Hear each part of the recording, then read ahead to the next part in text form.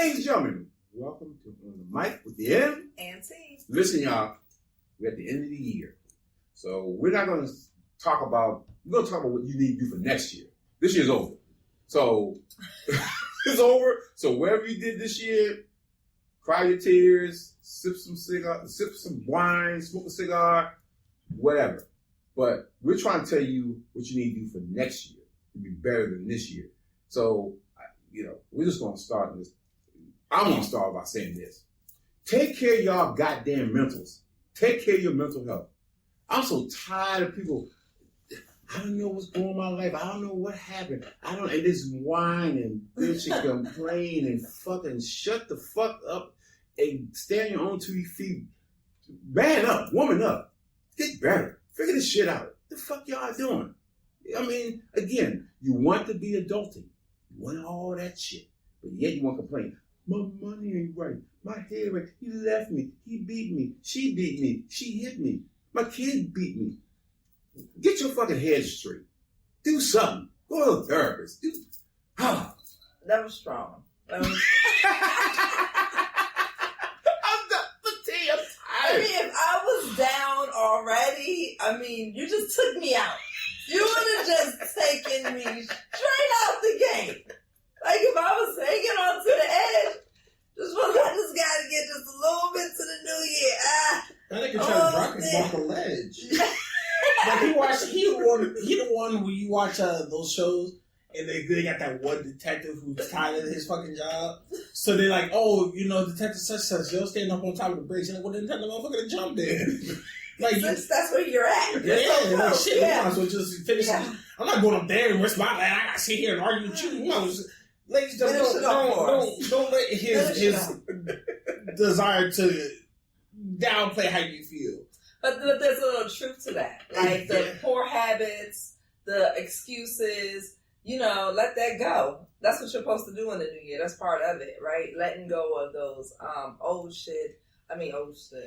stuff, bullshit habits that pretty much got you to where you don't want to be when you wake up in the morning.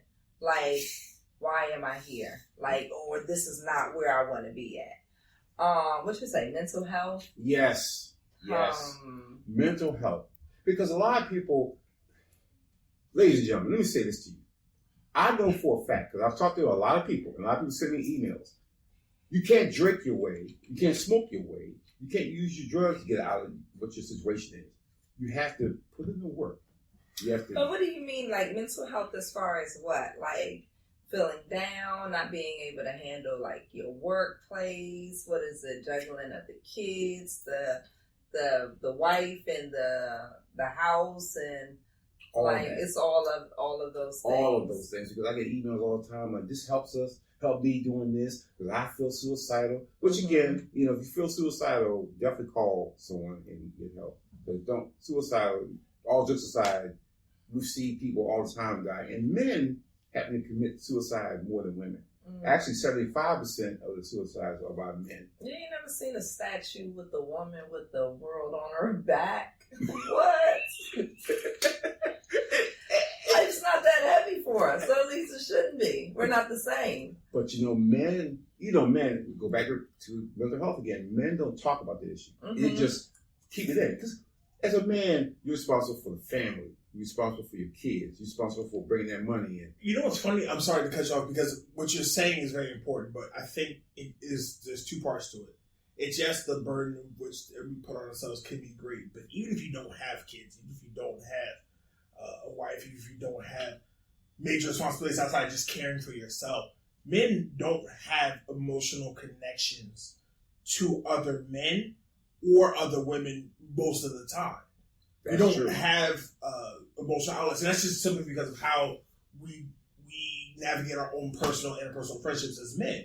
We're not going to sit there and, like, I got friends who, if they need some shit, they're going to call me. All right? If you are feeling down, like, you can call my phone. I will hear your shit. We will talk it through. But not many people even have one person like that. Let alone somebody who will say, I know how that feels, and I know that the reason why we have this issue because you don't have anybody to offload it. Women, we talk and we joke about how, they get the breakup, they in the ice cream, they crying to their girlfriend, their mama. But that's because they have enough emotional intelligence to understand that I can't handle this on my own. So they offload it onto anyone who will listen, but they've also developed those relationships where they are listening to that. Mm-hmm. When you think of men, when we get sick, unless we're sick like flu, 9 times out of 10, we just gonna push through it. You're gonna be like, oh man, my back hurt, I'm gonna push through that. My leg hurt, I'm gonna push through that. I'm gonna just push through it. But then you get like sick, all of a sudden it's just, oh man, I feel so sad. It's just down. But I had somebody mention how, as growing up, men more than likely when you finally got coddled, with quotation marks, was when you were sick. That's when you got the chicken soup and the soda and how you feeling? Let me check your temperature. And you actually feel like, oh, I'm actually getting pampered. So that's why a lot of guys get terrible when they're sick. Like they don't function right. You be looking at your nigga like, what's wrong with him? Why is he acting like the world isn't falling apart?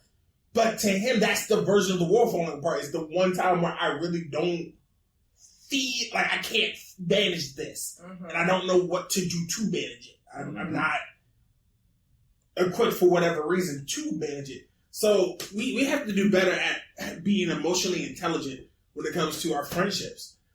Understanding that you are going to have acquaintances who you just talk to and you are friends with, and you guys have conversation, and that's great.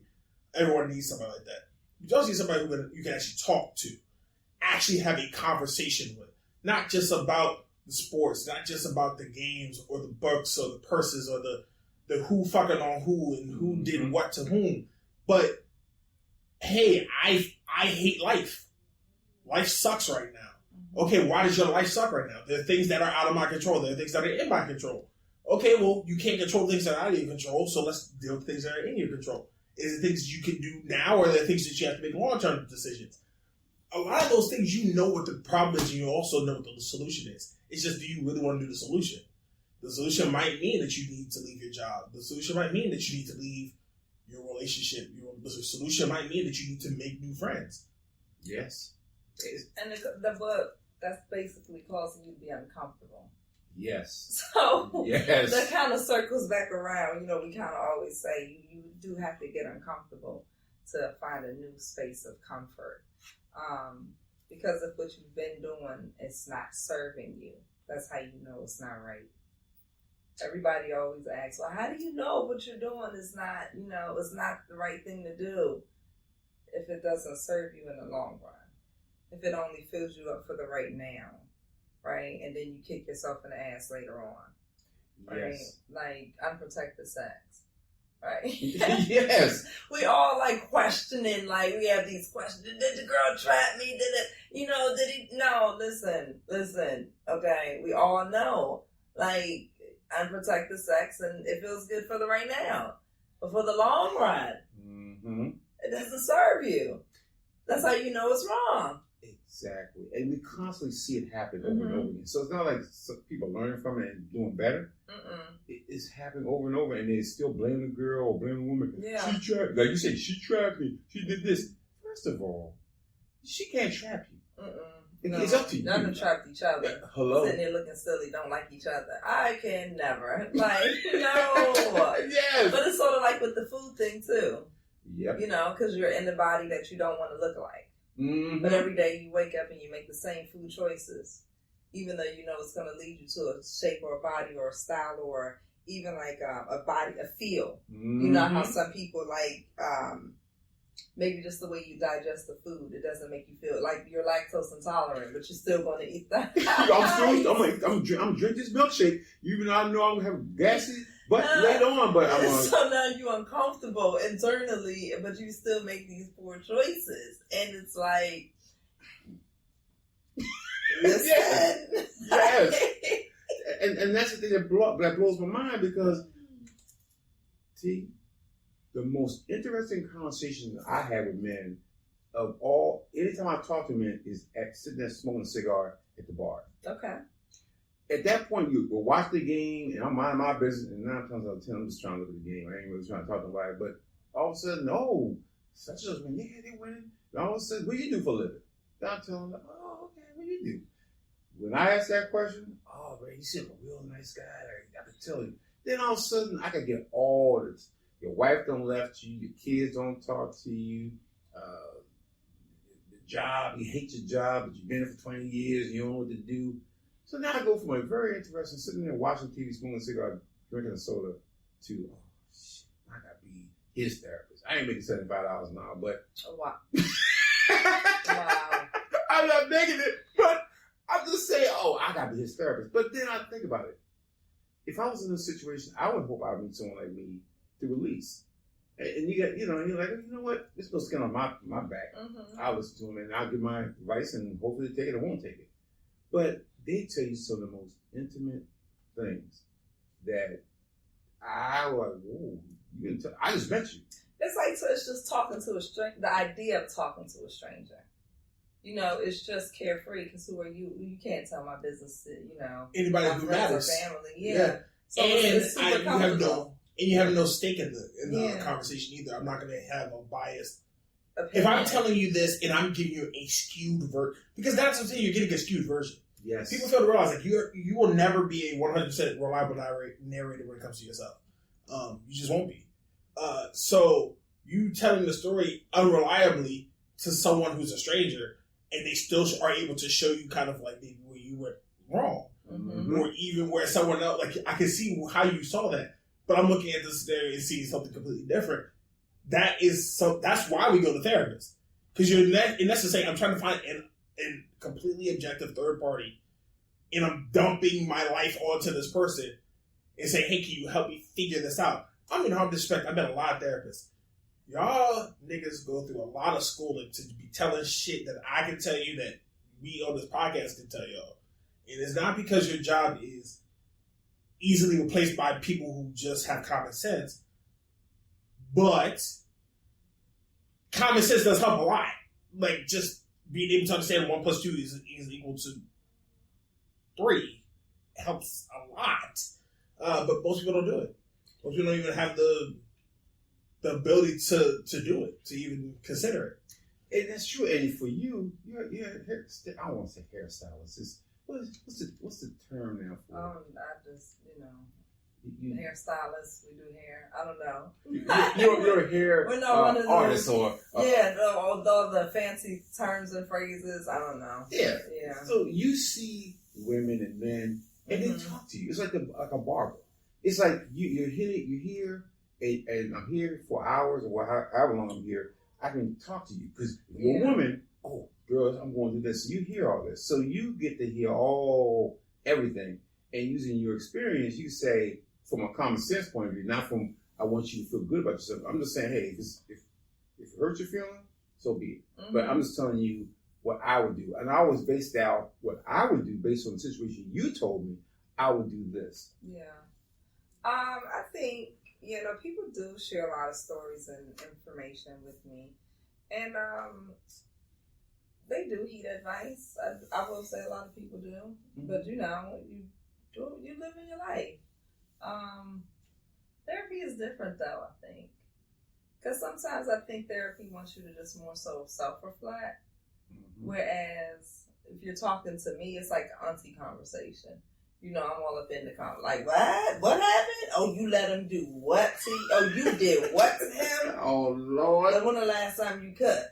Like, how often do you touch his leg? Yeah, like, so, I'm more biased in the conversation, mm-hmm. Definitely, than a therapist, I think ever could be. It's a lot of hands tied when you talk about, treatment like that. You're right, because for them, there's a blueprint for them. Mm-hmm. I always tell them, I said, I can do your job. I ain't had to go to college and do your job. And they're like, no, you can't. I said, I mean, I've gone to school for therapy. I've mm-hmm. gone to school being business and accounting and all that. It's a process. I start off where you are, mm-hmm.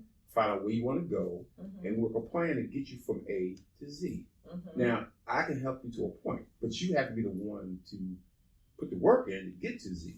I can't hold your hand. I can hold your hand to a point. And at some point, I'll give you all the information I can give you. Now you have to make those decisions to get there. Yeah, and the idea is like help people be independent. It's not to help people, live your life with, someone holding their hand. No, I was having a discussion with somebody recently, and it was like, well, I'm thinking about being a life coach. I said, that's fine, Dan. I said, I want to be a life coach. I want to be a life advisor. What's the difference? I said, you trying to coach somebody to be somewhere. People pretty much know that they're messed up. Fucking y'all, this is real. People know they're fucked up. Goodness. And they just don't know. A coach can keep coaching. Yeah, keep doing it. What I'm going to do is say, listen, I'm going to listen to you and see where you are. And then I'm going to say, okay, my advice to you would be to do this, this, this, and this. Now, if you don't follow this, this, this, and this, don't come back to me and ask me what else I should do. I don't give it to you. That's why you can't be a therapist. You're too hardcore. I said, yeah, because we're an adult now. We're not kids. You're I'm not trying allowed to even do all the stuff that you want to do. See, you're doing too much. You're fired.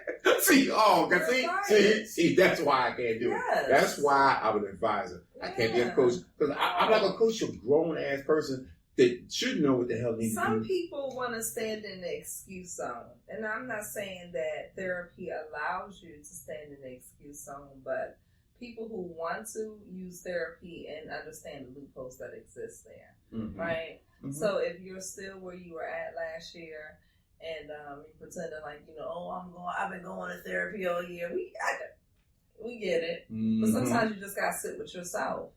And you're going to have to just be real with yourself and say, self, what is it that I'm really doing? Because, I've been lying to my mom, telling her I'm doing one thing. I've been lying to the guys I'm dating, telling them, I'm trying to get this. I'm trying to, get your credentials together. You've not really, been trying. Or, you the guy, I've been trying. I've been putting in applications. You can lie to everyone else. You can pretend like you logging in and, doing the application here and there. Yep. You're bullshitting your way through. And the one person that you need to stop lying to is going to be just yourself. Yes. That's it. And that's why they have people now. Oh, I got to take this medication for this and that medication for that. Today there's a whole bunch of mentalities. There's a red pill mentality. There's a blue pill mentality. All these pills. Mm-hmm. I'm from the no pill mentality. Mm-hmm. I'm like that hardcore, I don't need something to ease me into it or make me feel good about myself. Listen. You're so anti and pro this profession. Like you're all like, dang. Let's see. For me, I was brought up differently. And I had to kind of meld myself to a point where it was like, okay, you have to add therapy in it because therapy is very important. Don't get me wrong, y'all. Therapy is important. It's just at some point you've been in therapy for years, and some people do because some people go through some horrific shit that I understand that you need to stay in therapy. Based on some of the shit that you went through. Yeah. But some people just like, I didn't have my dad, or I didn't have my mom, and she did this, she did that. They did the best they fucking could. Again, parenting is not they got books on it, but as we both know, parenting is not a perfect science. You try to figure out what your kid is, what he needs, what he don't need. Some kids may need more than others, and you do it the best you can. But what the last thing you don't need somebody to do, come here, mama, you raised me right. Motherfucker, I did the best I could. I didn't leave you outside with the dog when it was raining outside and put you in no cages. But we did come to the best that you could do is shit. Then damn, you shouldn't have been there to begin with. No, and also some mothers didn't actually do the best. They half-assed and pissed their way through it. They half-assed. No, some people did. But the bottom line is that you have to get over that shit, and you're gonna have to carry on. And therapy is just a tool. It's only one other tool that's needed and necessary to live like what we call our best life, right? Mm-hmm.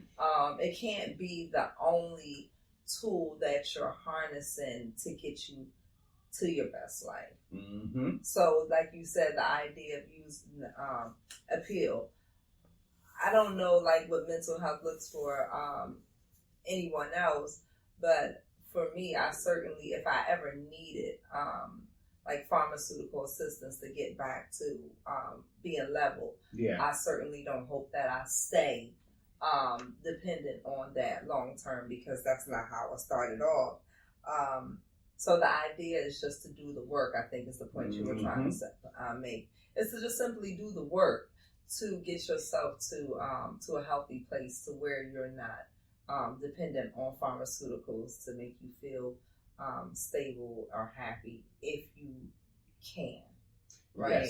Yes. Because some people, technically, chemically, I think there's an imbalance that can exist. Yes. So we don't want to, discredit people who perhaps fall into that boat. But don't stand in an excuse on is basically the point. Absolutely. Right? Mm-hmm. Absolutely. We can't do that. Talk to who you need to talk to. And I think surrounding yourself by, number one, what it is that you need. Because like you guys said earlier, how the man moves, talks, and releases basically is going to be different than how we talk, intermingle, and release. We're not waking up on a Sunday afternoon, putting on no basketball shorts, no little white socks, some sneakers, and about to go outside and be, dribbling, sweat dripping. Y'all stink. That's number one. Y'all doing that for hours on a Sunday. Yeah. And that's a release for you guys. Absolutely. And we don't know. We don't, that's not what we're releasing. All that, we would die. Like, we don't kill us off the court, we're done. Because we don't work all week. Yes. And could you imagine at the end of our work week that we want to, have the same, a release like that? Yes. So we certainly, don't have these same outlets to release the way that we're feeling and how stress combats us. But whatever it is that makes us feel a little bit better, a little more even, we have to do that and find other outlets because it needs to be more than one. I think that's fair to say. Yes. You have hit it on the head. Mm-hmm. I went a little aggressive early on. And I loved it. I just went aggressive because I loved it. Damn it, because I kept why the fuck these people don't go somewhere and talk to somebody? And I said, for men, we don't.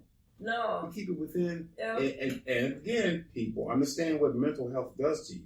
It also affects your physical health. Mm-hmm. So that's why a lot of guys got heart issues, heart attacks, strokes, because it's like that kind of pressure and stress builds up in your system, and it just affects everything. So, but think about it from a positive, because that's just the negative side of it, right? Mm-hmm. So when you're out mingling and you're at the cigar bar and you're in the gym and you and your wife and the family are vacationing and you're mentally clear, right? You're physically fit, right? And you're feeling good, yes, right? So the total opposite does, it does definitely occur. Yes, it does, and it makes your life a little bit more rounded, well-rounded, and you don't stress as much because you have stress relievers. Mm-hmm. But a lot of guys aren't taught stress relievers. Suck it up, man up, and balance. I think that's balance. The other part, right? Because you don't want to just have your releases with the boys on the basketball court, and your wife just wants to go out. Like, no, find a way and sometimes to, indulge in the conversation with nobody's telling you to be super romantic, No. We're not telling you to find the top floors and, buy her, 12 dozen roses. No. But just to go out and engage in conversation, once a month, once every 3 months. Some of y'all need to start with once a year. See, yes. A lot of us can start real small with making these changes. And it's the idea of if perhaps you're not someone who enjoys going out, right? Because a lot of men find themselves just enjoying being at home. Mm-hmm. You would have to change that mindset also to where you too enjoy it. Absolutely. And where we're going out to, you can find just yourself enjoying where you're at and engaging in a conversation and finding bits and pieces of that outing that you need and that you find pleasurable. Mm-hmm. Because it doesn't have to be the same thing. See, I'm going out for the food, you're going out for the drinks. Yes. But together we're going to have a really good time. Together, yes. Mm-hmm. That is very true. Yeah, so it's gonna feed and nurture, so many parts of you because you've taken care of that one element of you, but it doesn't just feed one part of you, right? Absolutely. And that, by definition, what you just said is feeding into the next thing you guys need to worry about next year.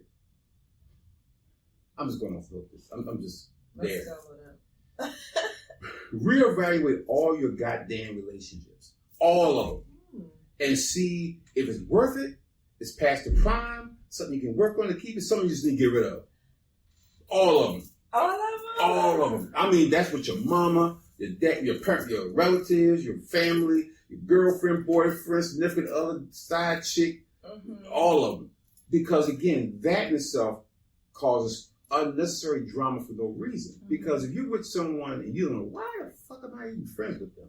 Yeah, why are you friends with them? Yeah. It's because, we go way back. Well, this, as you know, the term is time and seasons for everything. Seasons and reasons for everything. So they've been good for summertime. Yeah, you get into the fall. They ain't so good for fall. They were a summertime relationship. Now in the fall. You need to get rid of them. Some people will come out your life, but you can't question that. Because a guy was sitting there telling me, I don't know if I should still be friends with my boy. We went to high school and college together. And I don't know if we should still be friends. Why are you friends now? He said, huh?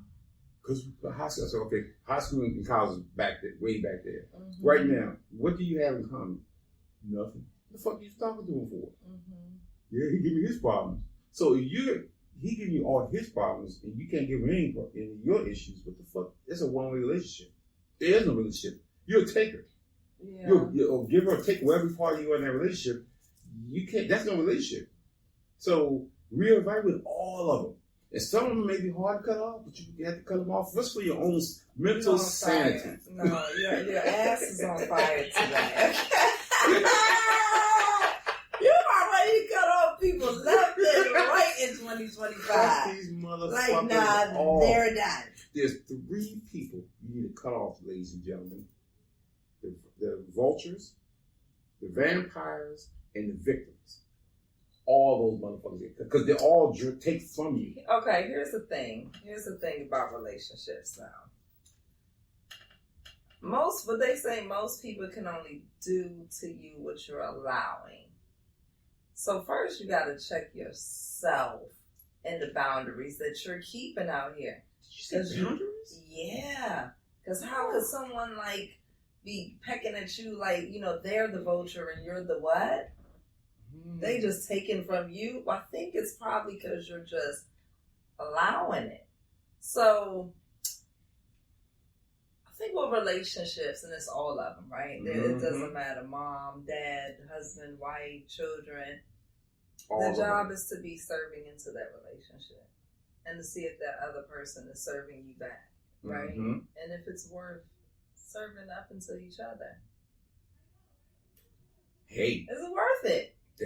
That's a very true statement. That's what you mean with the give and take, right? Like, okay, did this person just keep taking, or am I just the one giving, or vice versa? Because you do gotta check yourself too. Because if at the end of the year you're like, man, my girl showed up for me every, all year long, and I didn't really show up for them. You might be mindful that I might have to show up just a little bit because I might get cut off. See, because I stopped showing up. Yeah. And I stopped cherishing that person. And I stopped serving them. But they're out here, working their hardest to serve me. There you go. And I think a lot of people, again, you were talking to me and they just, I don't feel good cutting off my mama.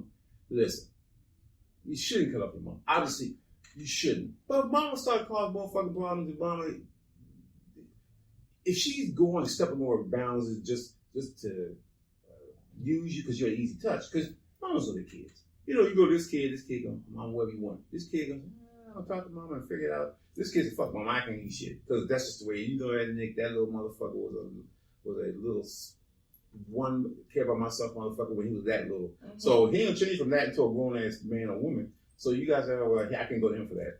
But if he's, now if somehow, you get a relationship with him and now you see him changing for the better or worse, then you reevaluate that. But if you see him getting worse, it's not worth it. You should not set yourself on fire to make someone else warm. Yeah, absolutely. And about your boundaries, you don't have to take away your boundaries in order to help anyone, right? So even with your mom, and I know you said mom, you're an easy touch with mom, but for how long? Right? Only but for how long? There you go. Because you only have access, you know, and to step over that access to where I don't like it. Like, but how many times? We're not gonna play this game, Mom. See. It can be with your mail. Mm-hmm. You know, maybe your mail comes to Mom's house and she likes to open up your mail. Okay, change your address. Yeah, because tell your mom's a federal offense, goddammit. No, don't tell her nothing. Oh, just change it? No, yes. Okay. Because you're an adult. And Yes. this is how you control your space and yourself. See, these are your boundaries. Mm-hmm. These are the things you're allowing people to do. See, because you have to then enforce with the federal who isn't doing what. Mm-hmm. In my house, not up in here. Okay? Yep. And then you got these bills coming up in here. I need to know about them before they start adding up. And then you be looking at me to borrow some money. So Mom is, you know, she's like, no, I'm not. Not until you remove these bills, because you get more responsible to remove these bills and these correspondences from my home. I'm going to still, you know, open them up because that's how she feel about you. Yes. Yes. So the boundaries that are lacking, Mm-hmm. you know, it's our job to create them, even with our moms. Yeah, because one guy wrote me, he asked me this question. I said, I had to wait for this particular time to ask him. Have you seen this before?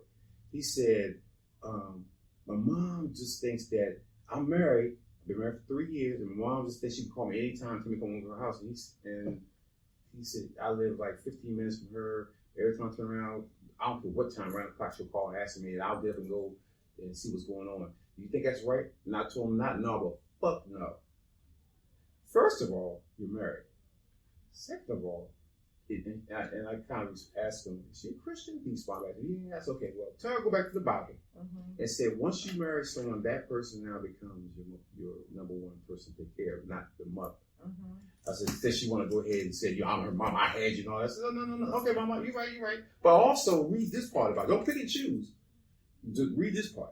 Because wife is pissed off. Wife said, you can't keep jumping up 1 o'clock in the morning because your mama, he said, mama wants some milk. Milk. He said, oh, well, you know, I had money at the time. I said, I can go ahead and get it. I said, she didn't want to need the fucking milk. Why are you getting up at 1 o'clock in the morning getting milk? Couldn't she go 7-Eleven and pick it up? Well, you know, she getting older. I'll go. Listen, she could took her old ass up earlier if she knew she needed some milk, get that shit. Working 1 in the morning, I can't get it, but now I'm gonna call him and have him get out his bed and give you the milk. Nobody needs milk at 1 o'clock in the morning. Elderly people, they know what they need firsthand, and you know they have plenty of milk. They didn't just drink all the milk. Okay, no, people do what you allow them to do. And so because, you know, he allowed her to, you know, play with him like that, puppeteering him around and, you know, pulling his strings, she made sure that she always could pull his strings. Even with, the people think that all the relationships are not just the relationships. You allow your children to take advantage of you and run off with it, that's what they're going to do. Mm-hmm. You allow your wife to take advantage of you and run off, that's what she's going to do. You allow your husband to take advantage of you. The job is to create these boundaries and to protect yourself so that people can't just do any old thing that they want to do. Because even the people who love us, like real love, I love. No, they really do love you. But they will treat you poorly and take advantage of you if that's what you're allowing them to do. And I think people don't understand it. I think they feel like they're doing a disservice to, my mom and my daddy, and I want to discount them. It's not a matter of discounting, like you fall on a set of steps and have y'all laid into tomorrow morning, the right lady and little lady in the step talk about, help me, somebody help me. You ain't gonna leave your mama lay there on the, know. But if you see your mama constantly doing shit, like the guy said, his mama made a cake, his wife made a cake. He says, wife, she's an okay cook. The mama, she can cook. But the mama will come over his house, which is, so I tell you this, I know your face is gonna do like, the mama came over there, she made a coconut cake. Saw his wife's coconut cake. Said, took a piece of coconut off it. He said, tasted it, that ain't shit, and threw her goddamn cake in the trash can. And said, my baby eat this kind of cake. I know that's right. I said, oh, but what happened? He said, mama, his wife ran away crying. So, you know, I said, why would you allow that in your house for to treat your wife that way? And then once your mother's on the floor getting dragged, then I'm the person who's wrong. Could you imagine I had to drag your mother because you can't keep the boundaries right in here? After I done already threw away the cake because not up in here? And we're not even going to play with me, not even once with your mom. Because I would never. So, but we would have never even got that far. We would never even got that far. See, the same thing. Yeah, them boundaries would have been proper. No, because that's the ultimate disrespect, and your mother can keep you because that's what's happening here. You know, she's totally out of order, and that's that relationship right there is never going to serve you as long as you keep that relationship how it is. I felt for him. I was like, bro, you need to get that straight. And he's like, tell him how to discipline his kids because his wife's different. It was a whole back and forth. I had to basically tell that man, go back and basically sit down with your mama somewhere and read her. Not read her the riot act per se, but get her straight. Like, mama, I'm a grown-ass man with a kid and a wife and a house. It's not, I don't think he has to get himself straight. It's how he's responding to it. Like, you don't have to remind her that you have children. You have to say no and stand on it. Hey, honey, I know it's 1 o'clock in the morning, but could you bring my not so old ass some milk, even though I'm right around the corner from the store and I normally drive for myself anyway? No. Bye. I love you. Yep. Love you. I'll come check up on you in the morning on my ride to work or something or after work because no. What I look like? It's not even like a once in a, blue moon or no, this is you playing with me. He said she been mad ever since she found out he was getting married. He was engaged. Yeah. She was okay, cool, first, until he said, I'm going to get engaged. So after that, the relationship went, they didn't want to talk to her no more. She can't cook, she can't clean, she can't do all that stuff. The mom? The mom. And I was like, it's weird because I think a lot of mothers forget that their babies grow up to be grown-ass men who now look for other grown-ass women to have relationships with and not... What all are you doing with your son?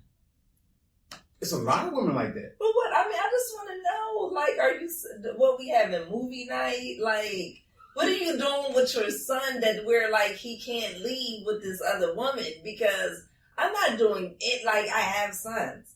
Yeah. What am I'm doing nothing with, I'm sorry, I don't want to sound like a dirtbag mom, but, like, I'm doing nothing. Maybe I've missed the marker here. And I'm doing nothing with them. But I think it's because you have a mother and a father. Most of these guys, probably all of them, are single parents. Single mothers raise them. So it's almost like the women replace these men, these boys, as their quasi partners in a weird... But what are they like? But still, what are you doing? Because even like the husband in the house, like, what are you doing with him even? Like, when you watching movies together when you can't leave? Would you helping me with the laundry? He's not doing none of those things. No. You see what I'm saying? The dynamic is super weird. Yes. Because it's not like you want your son to come home and just kind of hang out and, y'all play Scrabble and y'all watch movies and, we wake up in the morning and we eat breakfast. No, y'all don't. No, you don't. The boys don't do stuff like No, they don't. And for you as a mother to force that kid, make him choose between his wife and you, it's fucking crazy. It's a bizarre concept. Because he's always going to have to leave. We're just temporary need somebody to come check up on you. That's a service. You got to pay a fee, ma'am. Hello? Yes. Yeah. So again, these guys are feeling guilty. I'm getting emails all the time. These guys are feeling guilty. Like, she's by herself. I was like, who's by herself? The mother by herself and shit. Yeah, see, See, again, she got nobody. You my whole one guy sent me, I wish we could use his name, but we go back and forth all the time. She was like, I sacrificed my whole life for you. I did everything for you, and your father wasn't there, and you should take care of me. I said, oh, is she saying you owe her? Yeah. Like you owe her because she fucked with your dad and got pregnant, and he decided to be a dirtbag or whatever situation was and ran away, and she took it upon herself. So now you're obligated to her for the rest of your life. that when kids come here, you're not obligated to. We say that many. First of all, it's not even that many years of obligation. You got 18 fucking years. Like maybe 21. 21 maybe years. 21 years. Like if you were 21 and you said, you know, this is a 21-year commitment, you'd be like, la, la, la, you know, like, but at the age you are today, that's not a lot, y'all. Come on. But women are using that. A lot of them. Yeah. Because I thought it was just one, but a lot of them started, oh yeah, you know, we went back to one of our podcasts talking about mothers and fathers.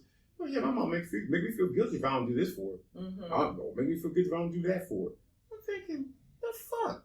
You know, or you choose to. Yeah, and it's just young guys. I mean, it's not like, you know, around your age. Like, oh, you know, I'm 42 and I feel like I'm obligated to my mama. I can't go out and tell her. But I think they also need, perhaps, do they need stuff from her as well? So I'm not is it sure. like, you know, perhaps she'll cut them off from whatever it is that she does do for them, type of thing, you know? But it could 42 years of age? Yeah, I mean, I would cut the shit off that whatever it is that she need. I'll go, you know, find a service for that. What?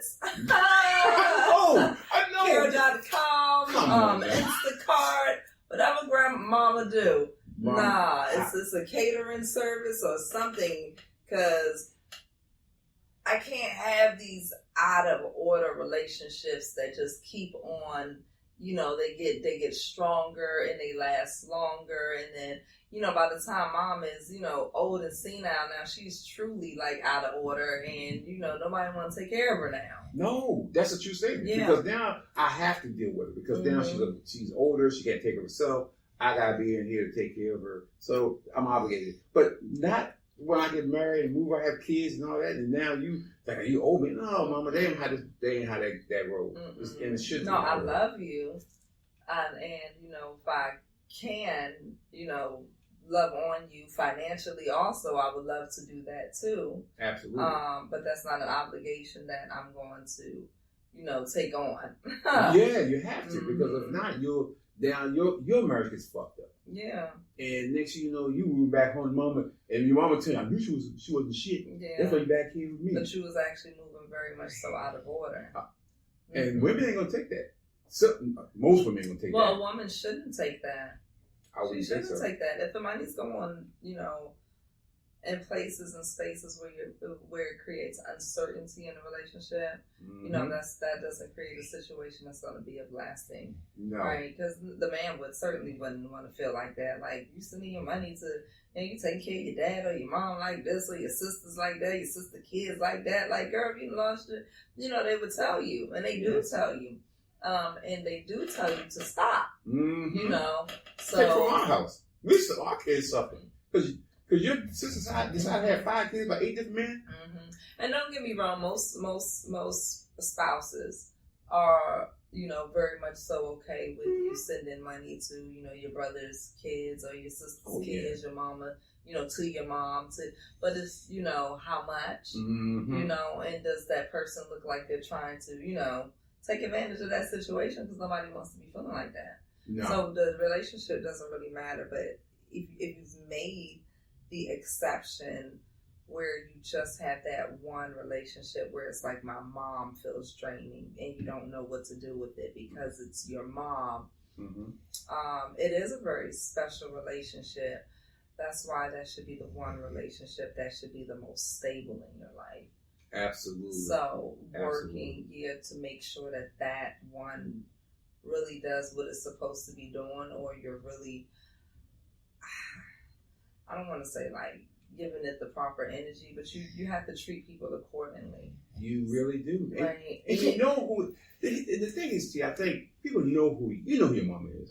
You know, it ain't like, well, baby, Negro, she is who she is. You know her more better than she knows herself. Yep. So you'll know if she's playing games or she's serious. And you'll know if she's feeling lonely or she just, you know, just want to see. You don't come around as much as you used to because you got kids and stuff now. But you have to temper that relationship and make sure don't mess up your relationship with your wife and your kids. It's like if your mom is loud or lacks self-control, and you feel embarrassed when she comes to straight up, when she comes to the kids, Oh my like, God. what are they, like recitals? That's my boy up there. Yeah. Oh, that's mama back Like, there. you know, you're doing too much. So now we're not going to invite her. And then she be all in her feelings. But again, But what- you're dealing with a relationship. You're dealing with, you're still, your mother and kid, but you're now adult kid and adult mother. Mm-hmm. So that And most moms probably would be in their feelings because you missed a recital or two. Mm-hmm. But that's not to say that you can't invite them out again.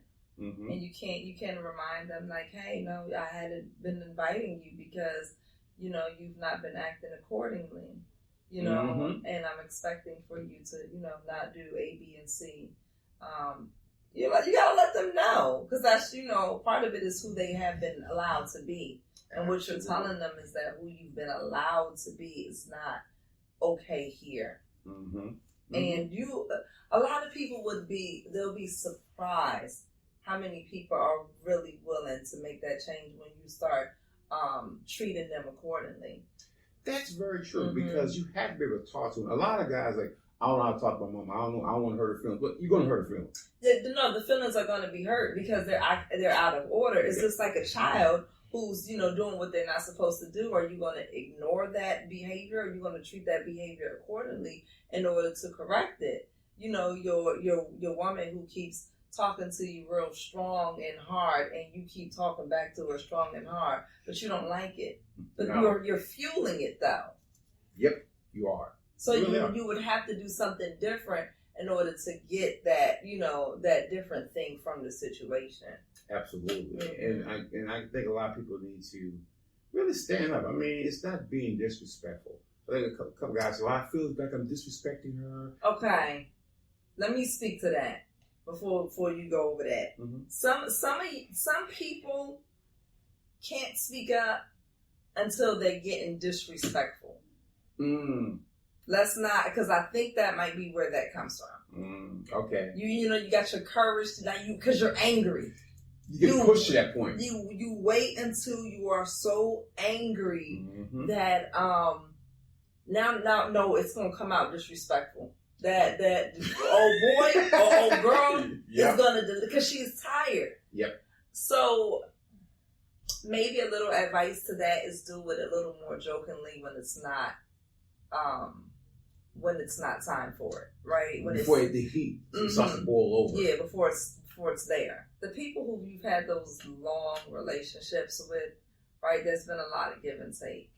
And sometimes it's hard justifying, you know, the disrespect just because of how you feel in the moment. Because you don't really feel like that. Nope. It just adds up. Yeah, it's just you're mad. Checking those relationships and checking them early before they get uncontrollable or in places and spaces where they just don't serve you at all, or you don't have those relationships at all. The last one and the main one, money. Money, honey. Y'all, if you do nothing else next year, your ass better get your money situation tight, because things are going to get real crazy next year. So, what you mean money, though? Money. Yeah. Money is the overall thing, but if you have to put everything on a credit card, you don't fucking need it.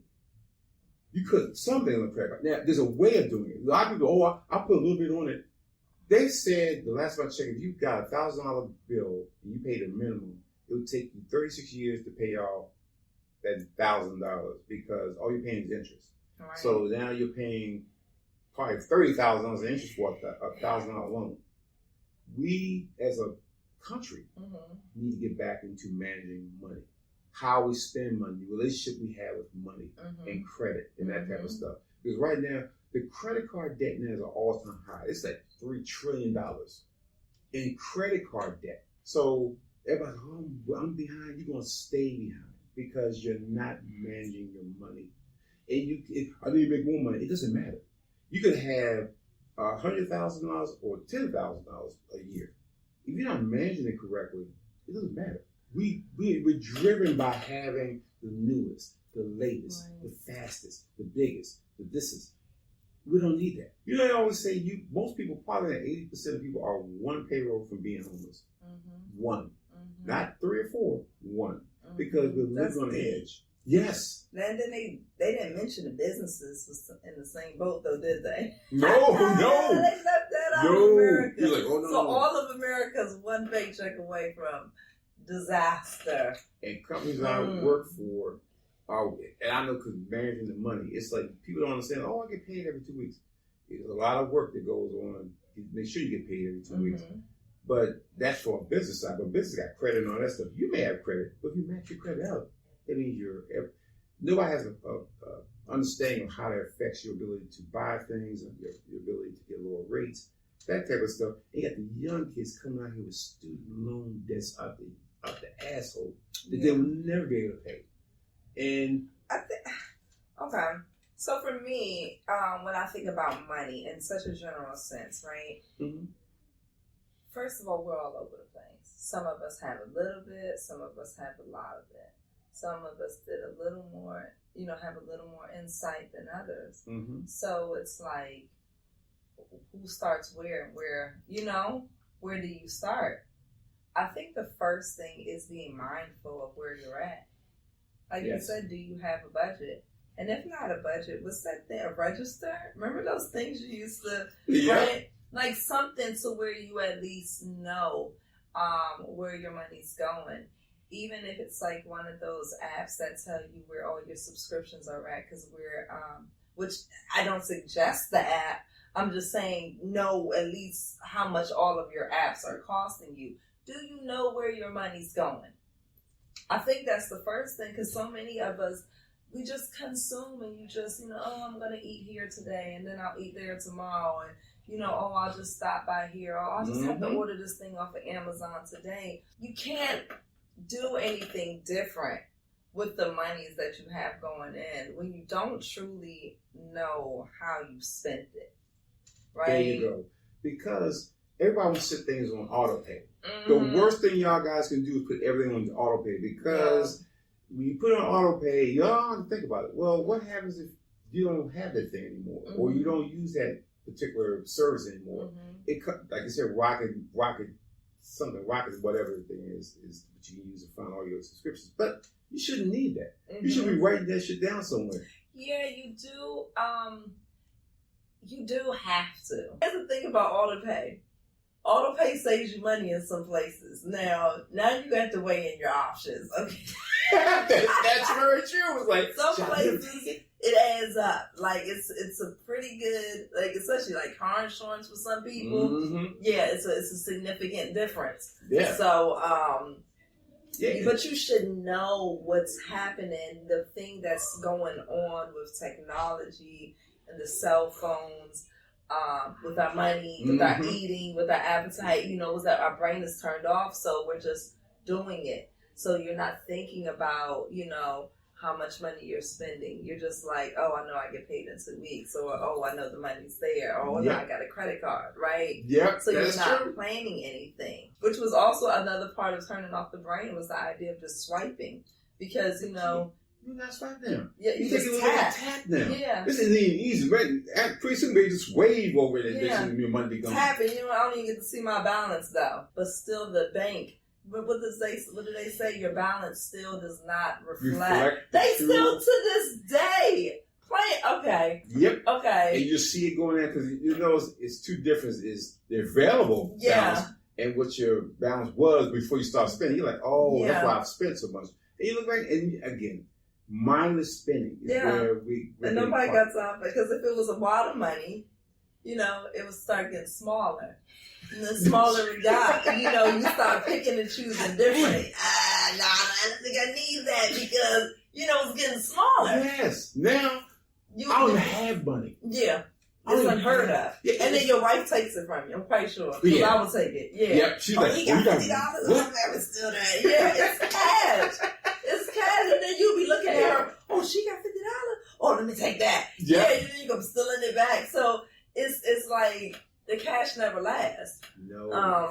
And that's why we stay constantly in debt constantly got to make more money because the mindless spending puts us in deeper and deeper in debt. Yep. You know, guys, for next year, just make sure these 3 important things we talked about today.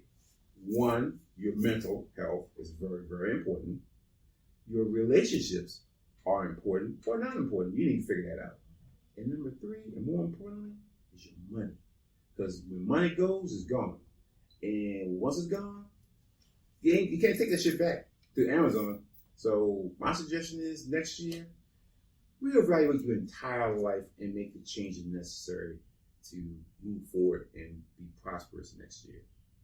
Any last moment? Any last? Yeah, ladies, keep your money all the way together because the men said they're not playing with us in the new year. Yeah, that's what they said.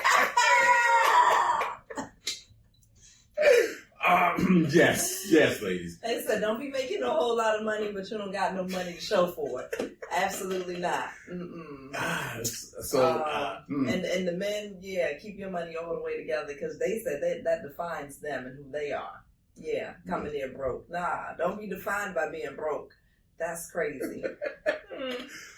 So, ladies and gentlemen, you heard from T. Watch all your shit. Take care of your money and your mentals and your relationships. So, with that, we're going to end this episode of On That Mic with the M. And T. Y'all know how to reach us. Hit that little bell button. Subscribe to the channel. Until next time, peace and blessings.